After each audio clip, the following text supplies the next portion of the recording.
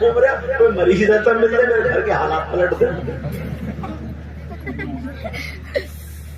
کیا کروں, میں تو پیدا ہی نہیں آؤں گا گھر میں ہوا, میں تو پیدا ہی سیدوں کے گھر میں ہوا ہوں, اس لیے مجھے کوئی بول ہی نہیں سکتا.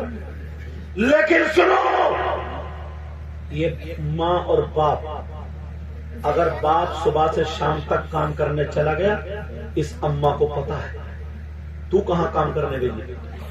اماں کو تو پتا ہے نا میری بیٹی کس حال میں, کہاں بات کر رہی ہے, کہاں ایس ایم ایس دیکھ کے ہنس رہی ہے, رو رہی ہے, پھر آنسو نکال رہی ہے, بال چٹک رہی ہے, مسکرا رہی ہے, کھل رہی ہے.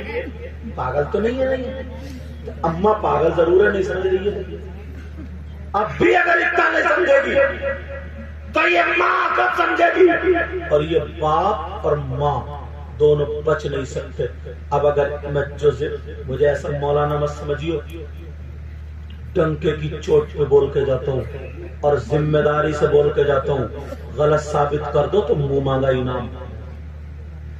اب حدیث سنا رہا ہوں, ماں باپ سن لے, جن کی بیٹیاں آوارہ گھوم رہی ہیں, جن کی بیٹیاں موبائلوں پہ بات کر رہی ہیں, جن کی بیٹیاں موبائلوں پہ چیٹنگ کر رہی ہیں, جن کی بیٹیاں فیشنیلے کپڑے پہن کے موبائل چلا رہی ہیں, ایئر فون لگائے پڑی, اور یہ ماں باپ راضی ہیں, وہ ماں باپ حدیث سنیں.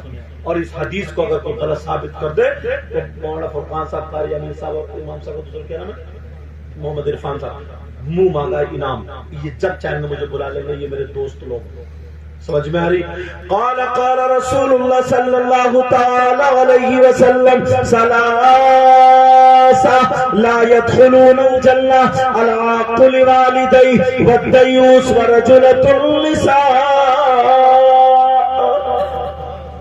میں نے اب عربی عبارت اس لیے پڑھ دی تاکہ کوئی یہ نہ کہہ دے اپنی طرف سے کہہ کے چلے گئے, کیونکہ موبائلوں میں کیچ ہوتا نا, تو اب ڈھونڈو, تلاشو, غلط ہو تو جانچاؤ, بلا لو, صحیح ہے تو تمہیں ماننا پڑے گا. نبی فرماتے میری امت میں 3 گنہگار, 3 لوگ ایسے ہیں جو جنت میں نہیں جائیں گے. اور اگر نبی جس کو جنت سے روک دیں تو کوئی مولانا اسے جنت میں نہیں لے جائے گا. اگر نبی جسے روک دے کوئی پیر جنت میں نہیں لے جا سکتا.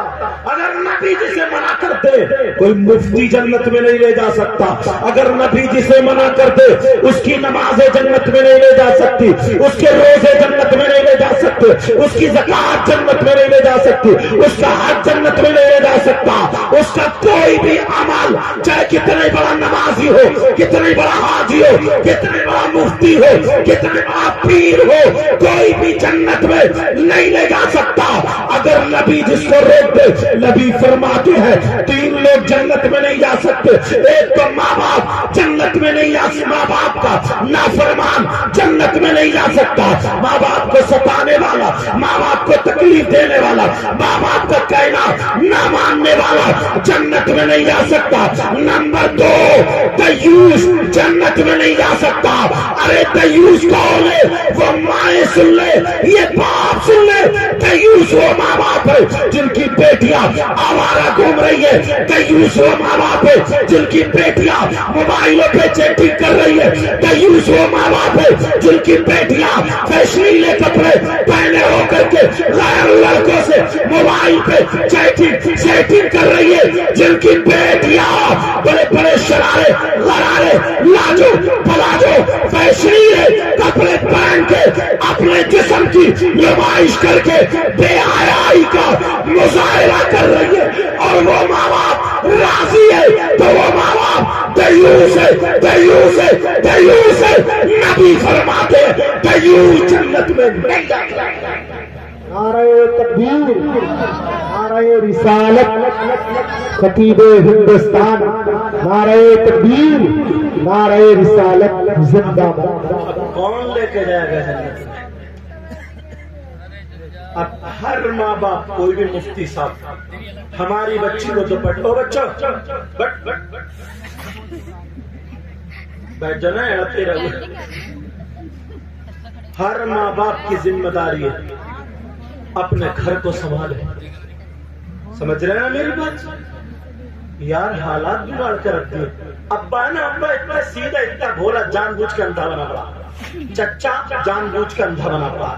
ताऊ जानबूझ के अंधा बना पड़ा, खालू मामू फूफा जानबूझ के अंधे बने पड़े। क्यों? जवान बेटी शादी में दुपट्टा ऐसे यहाँ डाल लिया, 18-20 साल की बच्ची है, इस दुपट्टे से उसका क्या छुप गया बताओ? इस अब्बा ने नहीं देखा बेटी का जिस्म, इस चचा ने नहीं देखा, मामू ने नहीं देखा, खालू शादी में इतने नमाजी हाजी सब जानबूझ के अंधे बने पड़े, जानबूझ के। कोई बोले या ना बोले मगर मैं क्लियर करके बोल के जाता हूँ, क्योंकि मैं किसी की बहन बेटी की बेइज्जती करना नहीं चाहता, मैं तुम्हें बचाना चाहता हूँ। बताओ अगर तुम्हें ना बताऊं तो क्या पंजाबियों में जाऊं? चौराहे पे खड़े होकर इतनी बातें लड़ाते, इतनी गर्दन उठा के कहते बेटियों को नहीं देखा शादियों में किस हाल में? वहां तुम्हारी तुर्रमगिरी कहाँ चली गई? वहां कहाँ चली गई? चौराहों पर जाकर के दिखाते हो तुर्रमगिरी। यहाँ तो खैर कोई 24 साल से, कोई 5 साल से, कोई 30 साल से इमाम, बास गांव में तो इमाम को बाद भुट्टा इतना फर्क आती है, इमाम को टिकने नहीं देता यार। ये सही बता रहे हो मैं? तुम जाके देखो, पता नहीं इस बुड्ढे को क्या हो गया, कुछ भी नहीं हो गया, सटिया गया खाली। बहू के पास चलती नहीं, बच्चों के पास चलती नहीं, इमाम से टांग हो जाए बड़ा उल्टा सीधा। और मगर तुम भी ना ऐसे हो, खैर ये तो अल्हम्दुलिल्लाह माशाल्लाह, इनको मैं सबको जानता हूँ, अब से नहीं, बहुत पहले जब बदरुल में जसपुर से पढ़ा था तब से ही जानता हूँ। मगर हमारी कौम ना 2 चीजें हजरत इतनी सस्ती खरीदती है, इतनी सस्ती कि उससे ज्यादा सस्ती कोई चीज खरीदती नहीं। अगर इजाजत हो तो बता दूं, एक कुर्बानी का बकरा और एक मस्जिद का इमाम। बकरा भी कुर्बानी का मरा खरा, समझे? वो पिचकी पड़ी है, बरसी खिला दे तो भौंक रहा, बच्चे आगे वो खींच रहे हैं, बकरा पीछे लुढ़कता फिर रहा है, और गांव में उड़ रही है। तो कुर्बानी होगी साहब, कुर्बान इस मरे घोड़े की कुर्बानी, ये तो पहले से कुर्बान है बेचारा। आप बोले ना 3 दिन पहले से ले लिया था कि दाना खा ले, दाना, और दाना खा के उसे हजम नहीं हो रहा, भौंक रहा है उसे, क्योंकि पहले मुझे मिलेगी बस कितना 4000, और बार बार तो बकरी कर डालता हूँ, 4000 का मिल जाए, 5000 का मिल जाए, 6000 का मिल जाए, और पूरे मोहल्ले में बच्चे खचेड़े फिर रहे हैं। क्या बोले कुछ कुर्बानी होगी साहब, कुर्बानी बड़ा तीर मार रहे हैं। और एक मस्जिद का इमाम जो बिल्कुल नाकारा, आलुओं में डालने के लाए, बिल्कुल चाव से पढ़ा जाए ना पढ़ा जाए। और तुम्हें क्या पता, एक के पीछे में नमाज पढ़े तो कह रहे मुस्तकीम,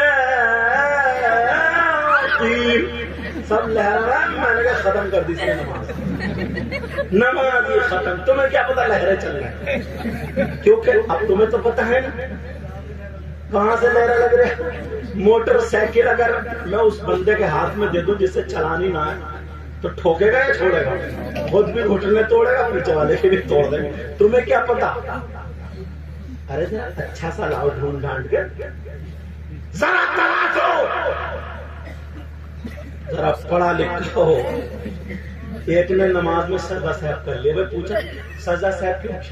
तो बोले जरा छोटी सी गलती हो गई। पता चला क्या गलती हो गई?